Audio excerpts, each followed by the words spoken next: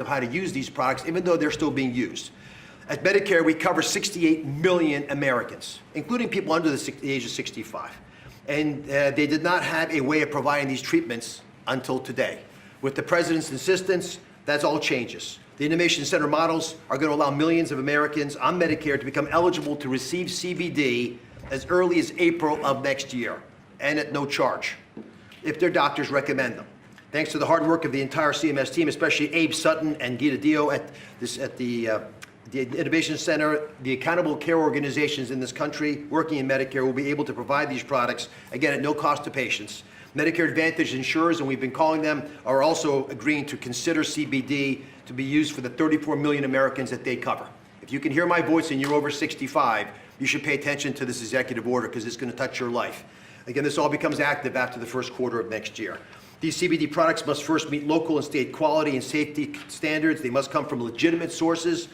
They must abide by other regulations of those states. With these boxes checked, patients can be eligible for up to $500 of hemp-derived products each year. This is the first government-led testing of quality and outcomes for patients across different conditions, and it delivers on the need for more data collection and research into hemp usage. CMS is going to collect data, that's our job, on the patients that are being given these products by their physicians. And in accordance with all the privacy and security regulations, we're going to analyze that data. We're going to make it publicly available to everybody to be able to analyze with us. If it shows promise, we will expand access to these products to even more conditions amongst Medicare and Medicaid beneficiaries. I want to thank not just the Secretary, but Marty McCary. We want a lot of companies who are doing this research that approach the FDA for formal approval. That is the right way to move forward. And Jay Bhattacharya, who's hiding in the back, he rarely hides, but Jay runs NIH, and he's agreed to support initiatives to study the data that we're collecting. Howard Kester, God bless you for being a pain in our sides. Mr. President, he's promised to stop calling you. But on this issue, we'll call you on other issues. And I thank you again from the bottom of my heart for taking a difficult stance. Thank you very much. Okay. Mr. President, members of the Cabinet, thank you so much for the opportunity to be here and for your leadership in rescheduling cannabis from Schedule 1 to Schedule 3. This decision will accelerate scientific research and expand what can responsibly be studied. I'm a cancer psychiatrist and medical cannabis researcher at the Dana-Farber Cancer Institute. Over the past decade, federal investment in research has helped transform cancer care. People are living longer than ever before. But cancer care is not only about treating the tumor, it's also about addressing the anxiety, the fear, the stress that can come with a diagnosis, symptoms that can interfere with treatment and make recovery much more difficult. Many medications we use for acute anxiety carry significant risks, particularly in the older adults. That's why we're studying specific natural compounds found in cannabis, including the non-addictive cannabidiol, to understand whether they can safely and effectively help manage anxiety during cancer treatment. Rescheduling allows us to ask these questions rigorously about dosing, about safety, and who may benefit most. This research reflects the best of federal investment, helping people not only live longer, but live better. Thank you, Mr. President, for supporting careful, science-based research that puts patients first. Thank you. Thank you, Doctor. That's beautiful. Thank you. I'll add my vote of thanks, Mr. President. I never really thought this day would come. I met a patient about 20 years ago, a retired professor named Elizabeth, who came to my clinic. She was dying of pancreatic cancer, and she asked me then whether cannabis might help her. And I said no, because that's what I learned in medical school. She reached into her briefcase, took out a 3-inch tall stack of articles, put them down on my desk, and said, "Really, doctor? You should read these. You might learn something." And I did read those articles, every single one, and found a bunch more. And I did learn something. I learned that there actually is some medical benefit to cannabis that I had not anticipated, never heard about in medical school. Second, I learned that there was a lot we don't know. And third, I learned it's really, really, really difficult to do high-quality, randomized controlled trials of a substance that's federally illegal. This rescheduling has the potential to change all of that and to rewrite the way that we do research related to cannabis in the United States in 3 ways. First of all, it'll democratize the research process so that all academic institutions can participate in research, not just elite academic medical centers. Number two, it'll give patients and researchers access to highly refined, reliable sources of cannabis rather than relying on one or two sources around the country. And last but not least, it'll let us do the sorts of large-scale randomized controlled trials that we do in oncology and cardiology. Not dozens of patients, but hundreds or thousands of patients. That's how we learn, that's how we produce valuable knowledge that's useful in guiding treatment decisions. Mr. President, without you, this never would have been possible, and my patients and I and all of our families are grateful. Thank you. Thank you, Doctor, very much. Thank you very much. Mr. President, I am Dan Wiley, National Commander of the American Legion, representing 1.5 million veterans. We are the largest veterans organization. We have 2.5 million members of our American Legion family. And I want to start by thanking you for your leadership on this issue. This issue is extremely important to the American Legion, and I want to thank you on behalf of the veterans who are going to benefit from potentially the research regarding this issue. Also want to thank you for your VA Secretary, Secretary Collins, and his work on difficult veterans issues with us this past year. The VA has worked with us on our Be the One mission, which is a mission to fight the epidemic of veteran suicide. Veterans are disproportionately affected by conditions such as PTSD, TBI, depression, and chronic pain. And with this reclassification, it will allow research to be conducted with regard to cannabis. There is anecdotal evidence that cannabis benefits these conditions, and now we'll have an opportunity to see if research does prove that it is effective. And if it is so, then it'll open up a whole new method of treatment for our veterans with regard to this particular issue. And so, again, I just want to thank you for your leadership, and thank you on behalf of the American Legion for this executive order. Thank you. Such great people Thank you very much, Mr. that have President. suffered and will suffer a lot less now. You're right. Based on what I hear. Good Anybody afternoon. else, please? I'm Nora Volkov. I'm Director of National Institute on Drug Abuse. And for us, the rescheduling opens the door to actually be able to accelerate the rate at which we can do research and discovery. And research is crucial in order for us to, for example, understand what may be and for whom the dangers of cannabis. Yes, cannabis can be addictive. And certainly people, adolescents and children may be the most vulnerable. But we cannot close our eyes to research and the opportunity that we are hearing from patients that for some of them, cannabis can solve their problem. And so what we need to do is do research, number one, to understand what are those conditions. Number two, in order to be able to optimally learn how to use it. And to understand, number three, who is at danger. And it is knowledge that will allow us to optimally take the benefits that may be behind cannabis, as research shows, but on the other hand, also enable us better to do prevention interventions to protect those that are most vulnerable. So thanks very much. Great job. Thank you very much. Thank you, Doctor. Bobby, do you have something to say? I'll just echo, thank you, Mr. President. Thank you for your leadership and vision and finally getting to closure on this issue. This is a question, a scientific question, that has divided our country for many, many years. And there are valid claims on both sides. On one side, patients and physicians attest that cannabinoids and THC can have miraculous effects on chronic pain, on epilepsy, on PTSD, on chemotherapy-induced nausea. My friend Howard Kessler, without whom we wouldn't be here today, drove this change in the schedule. And he did it because of his own experience in mitigating the impacts of chemotherapy. He has nothing to gain from this. He just saw something that worked for him, that worked for thousands of other Americans, and he wants to make it available to them. On the other side, there are valid claims about the negative impacts, about addiction, about psychosis, about adverse public health impacts, and impacts particularly on young people.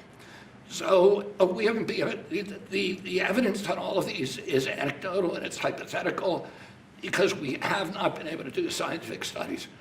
There is no standardized dosing.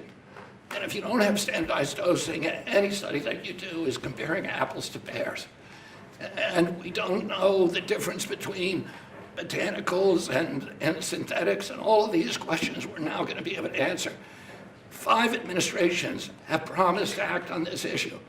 The Biden administration promised to do this, and the proposal began during the Biden administration. It got mired down in the chaos and inertia and disorganization of that. And I want to thank President Trump, who made the promise during the 2024 election that he was going to come in and solve this issue, that he was going to take decisive action, and he has kept that promise today. And so thank you for President Trump for your vision. And because of that, we will have answers very soon. This will finally allow us to study this issue and to answer these questions for the American people. Thank you very much, Bobby. So just information, Howard Kessler, a friend of mine, one of the most successful people in the country, came to see me on more than one occasion, actually. And he had some real difficulty about 3.5, 4 years ago, and he went through hell. And during his going through hell, he probably sampled everything you can sample when you're going through that, Howard. Sure. And he came to me, he said, there's been nothing like this, and we're going to have to take a good, strong look at it, and that's what he asked me to do. And others have likewise said that, many others. I mean, you know, again, it's I've never been inundated by so many people as I have about this particular reclassification. And I don't know that you have anything to say, Howard. If you'd like, you could say whatever you I like. just want to help the people 65 and over and make a difference in their lives. And we have machines and talent that could do it, not in 8-year clinical trials, but in a year. And we're going to prove that may change the world, really, in healthcare. So thank you, Mr. President. And I'm far younger than 65, so this does not pertain to me. Thank you. I don't want it, okay? I'm not going to be taking it, but a lot of people do want it. A lot of people need it, and thank you, Howard, for I appreciate it. really opening a lot of eyes. Okay, we'll sign it. We'll take some questions from the press. You can ask the doctor some questions. And it's an honor to do this.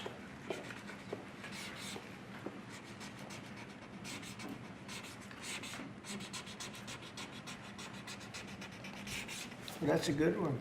We rate that.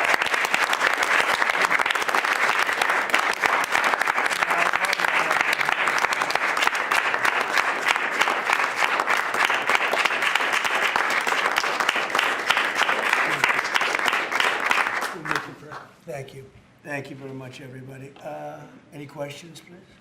Mr. President, Yes. a health-related question on your health care plan. You've said you want to make direct payments to Americans, but these Obamacare subsidies are expiring now in a matter of just a few days. More than 20 million Americans are now bracing for their premiums to skyrocket. Are you going Because to let of this Obama. happen, or Yeah, will you because- intervene? Yeah, they will skyrocket because it was never any good. I'd like to see the money that is going to the insurance companies by the hundreds of billions of dollars. You know, their stocks are up 1,400%, 1,800%, and 1,624%.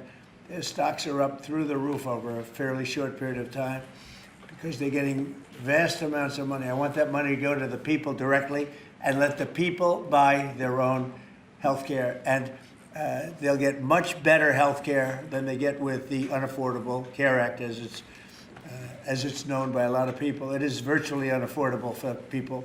It's a bad thing. We can have a great thing. Let the money go directly to the people and let them buy their own health care. But this is an urgent problem, Mr. President. Is there anything you can do now, Mr. President? Can I answer, Mr. This is President?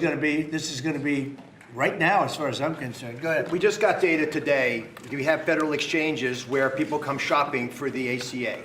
And the president hasn't heard this yet, but we've talked to the team. The percentage change from last year was down 2.7 to 2.8%. Not the massive numbers that have been predicted. And there's many possible reasons for this, but right now Americans are signing up for these programs despite all the things that have been going on. 2.8% is a tiny fraction of what many had claimed would happen, and I think it speaks to the fact the American people appreciate these ACA plans are already subsidized over 80%. So it's a good deal, even if you don't get the extra 15-20%. It's a great solution to much better health care at a much lower cost. Yeah, please. But do you want Congress to extend these ACA subsidies? Well, I'd like not to be able to do it. I'd like to get right into this, and I'd ask Oz this question in particular, but I'd like to see us get right into this. I don't know why we have to extend. This could be done rapidly if the Democrats would come along. We have a problem. The insurance companies own the Democrat Party. They own it. And the Democrats having a hard time. They give a lot of money to the Democrats. Very little money to Republicans, by the way. A lot of money to Democrats. And they're going to have to decide, do they want to do the right thing or do they want to be beholden to the, insurance companies? They're making a fortune. I want the money to go to the people. Go ahead, Oz. How would you say that? I agree with the president. We have some ideas out there. Congress is working through some concepts. But I just want to emphasize that the ACAs are not imploding based on the data we just received from the federal marketplace. This can go very quickly, actually. Yes, please. Mr. President, can I ask you, clarify something for me on the Federal Reserve? How many people are you interviewing for the Fed chairman, and what did you think of Chris Waller? I think he's great. I mean, he's been a man who's been there a long time, somebody that I was very involved with in the sense of his career, and he's a fantastic man. I met him yesterday, again. So how many people are you looking at? We're talking to 3 or 4. I think every one of them would be a good choice, honestly. Michelle Bowman? We'll be making a decision pretty Is quick. Michelle Bowman on that list too? Are you going to interview her? She's fantastic. She's a fantastic person. Thank you, Mr. President. Some GOP lawmakers have written to you in recent days saying they're concerned this executive order could normalize drug use for youth. How would you respond to them? You're talking about this particular today? Well, I think I'd let one of the doctors respond to it because he can do it a lot better than me. But I can only tell you that when you see polls of 82% of the people want this, when I have friends that are really, really sick and they've gone through, I guess you could say, unfortunately, I don't want to become too involved in it because I don't want it happening. But these are people that really know what's going on. Very smart people. This is one of the most successful people in the country and a very brilliant guy. And when they go through this horrible ordeal of cancer or other things, and they realize that this is something that makes them feel better without all of the side effects of some of the drugs where you're just totally knocked out and out of it. But I'd like to have one of the doctors maybe respond because you people do it better than anybody. I'm happy to respond. Yes. And my answer is we have had cannabis scheduled for how long? And it hasn't protected neither the adolescents nor the adults. We have 20 million people in the United States with a cannabis use disorder. This is not legalizing it. It's making easier to do research so that we can use it when it is indicated and optimally. So it's also a big part of this is research. In other words, you'll now have a much larger sample and you'll be able to see if it's as good as many people say it is. I mean, people say it is beyond good, and you'll be able to find that out now. On housing, you talked in your address last night about housing. Yeah. Are you still considering a national emergency over housing? I'm looking at it. What would yeah, that look I'm like? looking What would at that it. mobilize? You know, there's two thoughts on housing. You have a lot of people have housing that because we have such a strong time and such a strong market, their houses are very valuable. It's a big part of their net worth, their house. I don't want to knock those numbers down because I want them to continue to have a big value for the house. At the same time, I want to make it possible for young people out there and other people to buy housing. In a way, they're at conflict. In other words, you create a lot of housing all of a sudden and it drives the housing prices down. So I want to take care of the people that have houses that have a value to, to the house that they never thought possible, that have sort of made them wealthy and happy, and especially in their later years. Got to be careful with that. I want to keep them up, At the same time, I want to make it possible for people to go buy houses. Daniel, Mr. President, you announced the Warriors dividend Yeah. last night in your primetime speech. Very patriotic, very generous. What was the rationale and the thought process? How'd you come up with the idea? What made you want to give back to Well, our the troops? 1776 was easy to come up with because we're actually at 1775. You know, the number was 1775, and I said, wow, I think we can afford one more dollar. But they came up to me, it was $1,775. So I said, well, let's add a dollar to it. I think we can find that. And very simple, we've had a military that, in my opinion, by other presidents, was not treated well. They're incredible. They're our finest people. They're protecting us. And because of tariffs, we're taking in billions and billions of dollars more than we ever have before. With no inflation, by the way. With no inflation. You saw the inflation numbers. They just came out today. What great timing. Practically no inflation. And yet we're taking in hundreds of billions of dollars. And this is small potatoes by comparison, but it's a way of taking care of our warriors, our soldiers. And I appreciate that question, Daniel. Yeah, and Caroline It was an Levitt easy posted- one. She just posted on X, your press secretary, that the board members of the Yeah. Kennedy Center voted unanimously to rename it the Trump Kennedy Center. What is your reaction to that? Well, I was honored by it. The board is a very distinguished board, most distinguished people in the country. And I was surprised by it, and I was honored by it. You know, we're saving the building. We saved the building. The building was in such bad shape, both physically, financially, and every other way, and now it's very solid, very strong. We have something going on television, I guess on the 23rd December. I think it's going to get very big ratings, and the Kennedy Center is really back strongly. It's in very bad shape, very, very bad shape physically. And we were also to get Congress to put up a lot of money and other people to put up a lot of money. We had a lot of donors come in for record-setting numbers, so we saved the Kennedy Center, and I was really, this was brought up by one of the very distinguished board members, and they voted on it, and there's a lot of board members, and they voted unanimously, so I was very honored by it. Thank you. Mr. President, will you be seeking any authorization from Congress for any land attacks on cartels in Venezuela? For anyone? For any land attacks on drug cartels in Venezuela? I wouldn't mind telling them, but it's not a big deal. I don't have to tell them. It's been proven. But I wouldn't mind at all. I just hope they wouldn't leak it. You know people leak it. They are politicians and they leak like a sieve. But I'd have no problem doing that. On that, Mr. President. Yes, please. Mr. President, there's a meeting this weekend on Ukraine in Florida. What are you hoping will come out of that meeting? Well, they're getting close to something, but I hope Ukraine moves quickly. I hope Ukraine moves quickly because Russia's there. And, every time they take too much time, then Russia changes their mind. 27,000 soldiers were killed last month. Think of that. What do you think of that, doctors? 27,000, it's like a half a football stadium, were killed in 1 month. And it's that way. It's anywhere between 20 and 30,000, mostly soldiers, also some people from Kiev and other places. But largely it's the soldiers. They're losing their lives. Nobody's ever seen anything like it. It's the worst since World War II. And, you've heard me say I settled 8 wars, some going on for 35 years, one going on for 37, one going on for 32. And 8 wars, and I thought this would be an easier one.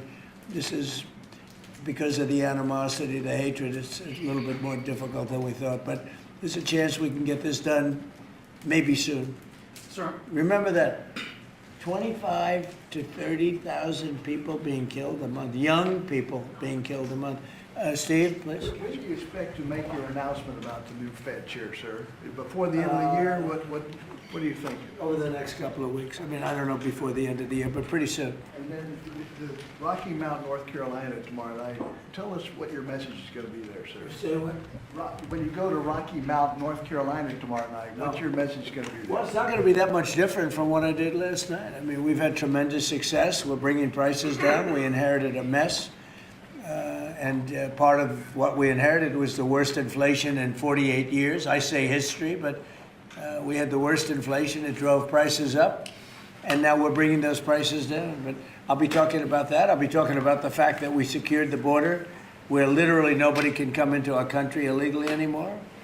They came in from prisons and mental institutions and drug dealers and, you know, a lot of bad people from all over the world. Venezuela emptied their prisons into our country. We had Tren de Aragua, which supposedly, the doctors don't know this, it's the meanest gang of them all. Okay, doctor? You don't have to know about it. You got other problems. But they let a lot of bad people in here. And so I think I'll be talking about that. I think I'll be talking about the tremendous success we have by sending the National Guard into various cities. D.C. is the ultimate example. People walk to work and they thank me all the time. People in the White House, they just walk to the White House from 10 blocks away. Before I came into office, they couldn't do that. They were getting badly hurt in many cases and beyond hurt, killed. So we were losing people. We were losing, on average, a person a week. Can you believe it? More. And now we haven't lost anybody in a long time. I consider the two people that got so badly hurt, the National Guard, that's a different city. That was terrorism. That was terrorism. And probably terrorism, maybe terrorism, because they were unhappy with the tremendous success we've had, because they don't want to see this country be successful. But Washington, D.C. now is a safe, beautiful city where the restaurants are booming, the town is booming. People walk to the restaurants with their wife or their children and have a good time. We were losing all the restaurants. We were losing our life in this. We were just, the whole heritage of Washington, D.C. was down the drain, and we brought it back. And now everybody's thrilled to be here. It's the hottest. It's a part of the hottest country anywhere in the world. We become, in 10 months, the hottest country anywhere in the world. And I say it all the time, we were a dead country 1.5 years ago. Do you expect to meet Prime Minister Netanyahu while you're down in Palm Beach? Yeah, he would like to see me. We haven't set it up formally, but he'd like to see me. We've had great success. Peace in the Middle East, aside from everything else. We now have peace in the Middle East. Yeah, he'll probably come to see me in The Florida. Egyptians as well, or are they coming I'd too? love to have him. El Sisi, he's a friend of mine. Yeah, I'd love to have him. Thank you very much, everybody. Thank you. Thank you, press. Let's go. Thank you, press. Thank you, press. Let's go. Let's go. Keep going. Thank you. Thank you, press. Thanks, guys. Thank you. Thank you. One is our coin, and then this is especially made American Legion 250th anniversary. I'd like to have